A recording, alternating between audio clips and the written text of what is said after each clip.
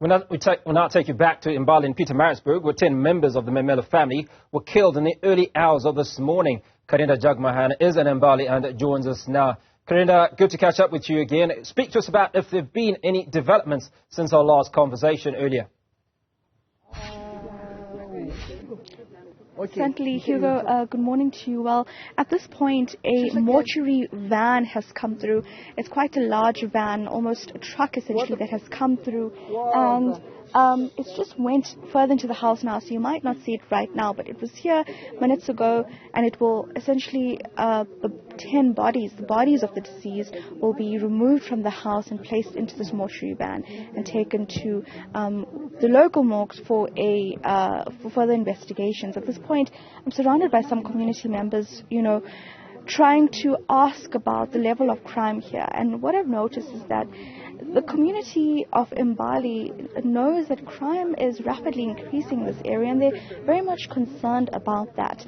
But many people are also afraid to speak about it because they're unsure exactly where criminal elements are emanating from. But around us there are a number of government officials as well. We're going to grab the Msunduzi Mayor in a moment. But you'll see behind me, as police continue their investigations, I'll remind you that about half an hour ago we heard the sounds of gunfire in the air, a number of gunshots ringing out as well. And at that point, of course, we questioned police whether or not this was related to the actual incident of murder that happened here. They're still going to investigate that, but it was quite a shock for the community as well. So I'm just joined by the Msunduzi Mayor Thebolla. So thank you so much for speaking to us. Perhaps I can ask you to stand on this side for me. It's a shocking time for the community. 10 people have died here. At this point, what do you know so far about the Memela family that came under attack last night? Our condolences to the family. It's a very sad loss. To lose 10 family members in this way is really unacceptable. The information is what I believe you also have, that it's 10 people. Some say 8 women and 2 males. Somebody has just said to me it's 7 females and 3 males. The police will just need to confirm that, and we believe that the investigation here will really reveal, one, to the cause of this barbaric act, but also exactly to find out, because ours is to make sure that we curb this, we nip it to the bud, because we have seen an escalation of killings in Mbali in recent months and in Eden Day. We were just discussing in council a few days ago that we need to start to work with all stakeholders just to make sure that we engage the communities. We call for peace, we call for stability. Now this.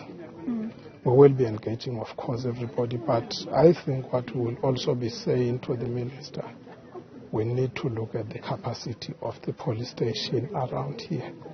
The area is too big. Yeah. The area has been growing over the years. The number of people here are more above the capacity of the places like police station. So we need some form of restructuring or capacitating the same police station. To us, it will be better if an additional police station, there's a satellite station in Mbali. Maybe that satellite needs to be capacitated to its full capacity so that we can then start to have enough men and women in blue to work in our areas. This cannot go on forever. Certainly, Plisisla police station that looks over this district is seen as to be one of the worst performing police stations as well on a regular basis. And the community here is worried about crime. We've spoke to them. You just said there's an escalation in crime from the municipal side. Are there any further interventions you could take, perhaps municipal sponsored security for this community in the wake of these deaths? I don't think we have any other choice. Of course, it's not our mandate as Msunduzi, but working together with all other security agencies, we need to find something, and the only way is to ensure that the people here feel safe they live safely at all times. We are forced to do that. Unfortunately, we don't have another choice. Our people cannot live under these conditions forever. Certainly, and behind you actually, I believe these vehicles are carrying the Minister of Police right now. He's coming there. My colleague Spo is showing the vehicles. So as the Minister comes, of course, you're going to make a request for further security. But sir, if I might press you, we just heard the sound of gunfire about half an hour ago. Have you been told whether this could be connected to the incident? Do you know of that sound of gunfire and what exactly happened there? All I know is that it's one of the criminals that the police were looking for. Okay. Whether it's in connection with this or it's something else, honestly, for now, we don't have the briefing, but we are just happy to see the police acting swiftly in making arrests and, of course, uncovering all the crimes and criminality. We are happy to see that happening. Yeah. Mayor, thank you so much for your time. Thank you so much for your time, sir. Of course, there we hear from the municipal leaders for Msunduzi. But while you watch the police minister and the entourage arrive here, going directly to the scene, of course, we will speak to him once he comes out to update us. We just heard from the mayor about those gunshots we heard about 40 minutes ago now, just nearby. This gunfire rang out, and, you know, a lot of the residents here just scattered around, shocked to hear that. And prior to this, in the last crossing, you might have seen a vehicle speed past me. So from what the mayor is saying right now, it might be that the gunfire we heard is in relation to the apprehension of alleged criminals in this area. It's yet to be confirmed whether this could be the suspects behind this particular murder, where 10 members of the same family were gunned down, the Memela family. I also hear from one of the residents, the neighbors, that the father of this family passed away last year, and they're unsure about how this could be connected at all. So we're going to keep speaking to some of the residents, but in the meantime, I understand the minister is getting his brief from the various police investigators that are here and will soon give us an update. Certainly at this point, tragedy in this community of Mbali that has seen crime escalating for years now. And to point out that the Plisisla police station, which overlooks this specific district, is regularly seen high among the poor or worst performing police stations in this province, alongside the Umlazi police station and Inanda police station in Durban. The Plisisla police station often ranks among those just in terms of poor performance or because of high rates of crime, essentially. And what the mayor says at this point is that because of this, they need more police presence, specifically asking for a police station to be set up that would be devoted to Mbali because of the high number of crime incidents they're seeing here. I'm going to give you an update as soon as we hear from the police minister about what has happened here, but also we're going to try and get more residents to speak out.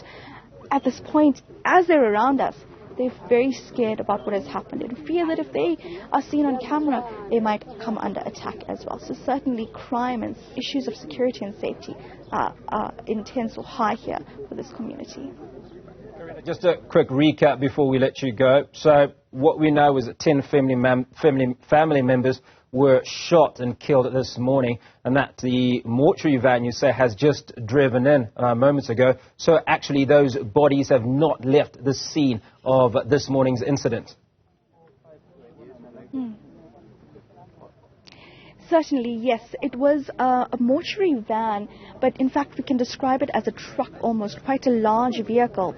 When we came here at about 10 o'clock, there were two smaller mortuary vans that were leaving the scene, but we were told by some of the residents that in fact those vans could not actually hold capacity just in terms of the 10 bodies, and that's why they left, and another vehicle was brought forward. So that van or truck essentially is inside that or beyond the police borders, and I'm just going to walk out of the way for a second though. But what we know so far is that the police minister will be getting his update while these bodies essentially are taken into that mortuary van. And of course, we'll also just understand the ages of the deceased, clarify exactly how many women and men were killed, and also just try and get a bit closer to why this family came under attack. I'll keep you updated with these details. Of course, there's lots of movement here as well. There are various officials here, government delegates, as well as media representatives surrounded by the community who are still in a state of shock, some even hiding behind the camera too afraid to speak out at this point, but concerned about security in Mbali. Karina Jagmohan coming to us from Mbali Township, where 10 members of a single family were gunned down this morning. Police Minister Thebolla in the area, so we'll be crossing back to her to find out what's happening there. You watch